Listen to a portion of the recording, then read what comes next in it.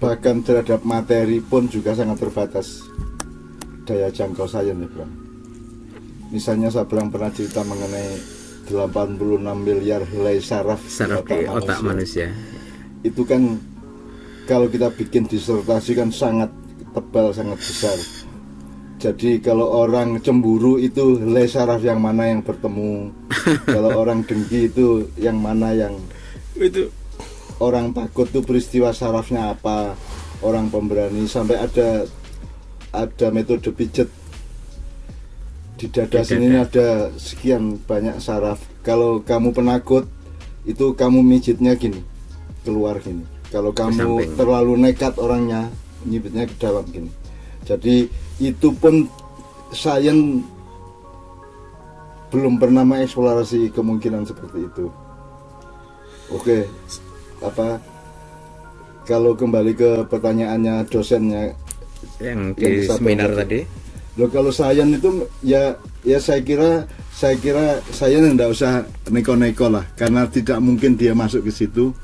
Wong sekarang bedanya sukma sama nyawa sama jiwa aja nggak bisa dijelaskan oleh sains kok. Itu bahasa budaya yang berasal dari agama dan spiritualitas. Itu. Nyawa, sukma, jiwa. Rasa, semua itu seolah-olah wilayah sains, tapi sebenarnya sains tidak akan pernah bisa. Kalau agama begitu. Anfa'ahum linnas. Sekarang kalau orang mati itu yang off dari orang itu nyawanya, apa sukmanya, apa jiwanya? Ataukah ada susunan entah apa? Kalau nyawanya hilang berarti sukmanya ya tidak berlaku, berarti jiwanya juga tidak jalan, atau bagaimana? Dan itu kan tidak bisa. Itu kan tidak bisa kita teliti ya Bang ya, tidak bisa. Kalaupun bisa nanti ya najis juga kata-katanya. Itu kan karepmu, itu kan kata-katamu, itu kan menurut kamu. Menurut Anda. Nah, sekarang kata sukma kan nggak bisa disepakati Bang. Kata jiwa aja belum tentu bisa disepakati, karena psikologi juga hanya ngomong tentang gejala kejiwaan tapi bukan jiwa. Ternyata manusia itu sebuah keutuhan, sebuah entitas, sebuah kewungkulan wujud yang dalam diskusi kita asumsikan bahwa kedua-duanya itu penting. Attitude science penting bagi dia, religion attitude juga penting. Asal tepat pada saatnya, pada kasusnya, pada persoalannya kan begitu. Nah, bahwa sebenarnya tidak ada juga saintis yang anti agama, sebenarnya tidak ada, karena dia sebagai manusia sehari-hari sangat banyak menggunakan nilai dan perilaku agama. Dalam society musik itu kalau standar mainstreamnya itu do sama dengan D, terus kamu do sama dengan E, kamu yang pal sendiri, gitu. Nah, makanya dalam membangun masyarakat, membangun umat, membangun negara segala macam, selalu harus dimulai dengan komprehensi dan kesepakatan terhadap dasar-dasar nilainya. Makanya kita perlu GBHN, garis besar haluan negara, kita perlu undang-undang dasar dan seterusnya, yang perlu ADART, artinya perlu kesepakatan dasar mengenai apa yang akan dijalankan, karena tujuannya juga kita sudah sepakati.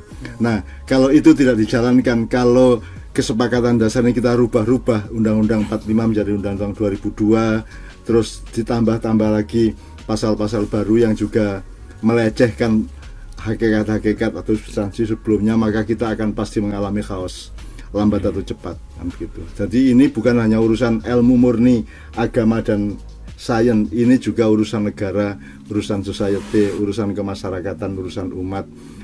Ya itu termasuk urusan keluarga.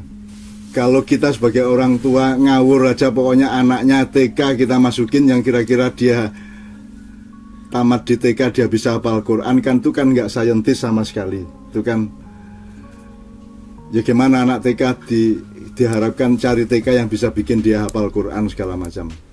Itu pun kalau sudah hafal Quran kan nek cara ludruke kan kon iku hafal Quran tapi cangkemmu betutut yang ngono gaya apa gitu.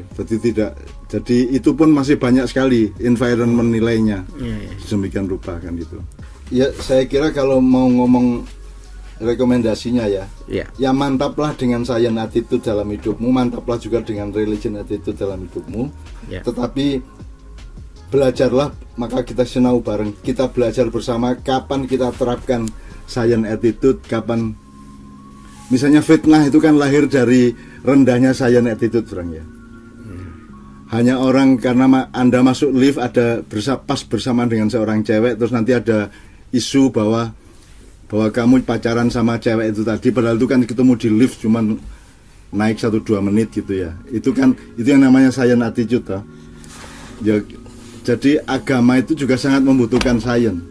Jadi sesungguhnya seperti yang Sabrang bilang, science itu hanya bisa menjangkau hal-hal yang memang hakikatnya dalam penciptaan Allah ini bisa dijangkau oleh akal. Nah selebihnya kan yang lebih luas lagi nggak bisa dijangkau, seperti kematian, seperti sukma, nyawa, dan seterusnya. Jadi kita hasilnya menurut saya adalah kerendahan hati satu sama lain. Jangan gampang klaim, jangan gampang ngarani, jangan gampang rerasanan, jangan gampang nyalah-nyalahkan, apalagi memaki dan membuli kan gitu. Nah kita ini belajar kerendahan hati itu agama apa sains, Bro? Sains perlu nggak rendah hati? Nggak perlu. Mungkin dalam sains urusannya tahu dan belum tahu gitu. Tahu dan belum tahu. Ya. Tapi kalau dalam agama tidak tahu atau belum tahu itu menghasilkan perilaku tawadu atau rendah hati kan itu gitu. bedanya. Ya, sama dengan harmoni dan nada tadi itu, ketepatan nada tadi itu. Membedakan ayat Quran dengan tafsirmu terhadap ayat itu aja nggak punya kesiapan untuk merasa tidak tahu dan untuk merasa salah gitu loh. Makanya saya sering ngomong secara budaya, bekal hidup saya itu rasa bersalah. Jangan-jangan saya salah, jangan-jangan saya salah. Jangan-jangan saya kurang memberi, jangan-jangan saya kurang bersedekah, jangan-jangan saya kurang santun, jangan-jangan kurang bijaksana kan gitu. Itu merupakan alat atau perapian untuk membakar semangat saya agar saya berlaku lebih bijaksana, lebih tepat, lebih santun, lebih sedekah, lebih memberi dan seterusnya. Ada benar yang benar-benar harus benar. Ada standar kebenaran sing penting ora salah. Asal belum terbukti salah ya sudah itu kita anggap benar. Atau kalau pakai teori 4 manusia tadi kan, kita tuh butuh manusia yang keempat, yang ketiga, orang yang tidak tahu tapi tahu bahwa dia tidak tahu. Tapi mungkin saja mayoritas manusia adalah yang keempat, orang yang tidak tahu dan tidak tahu bahwa dia tidak tahu. Nah, makanya ibadah yang utama adalah sujud, puncaknya. Sujud adalah puncak dari kerendahan hatian makhluk kepada kholiknya dan kepada sesamanya. Nah, menurut Sabrang kan kerendahan hatian itu diperlukan oleh kedua-duanya, aktivis agama maupun aktivis sains kan begitu. Nah, saya kira itu rekomendasi yang luar biasa dari Sabrang.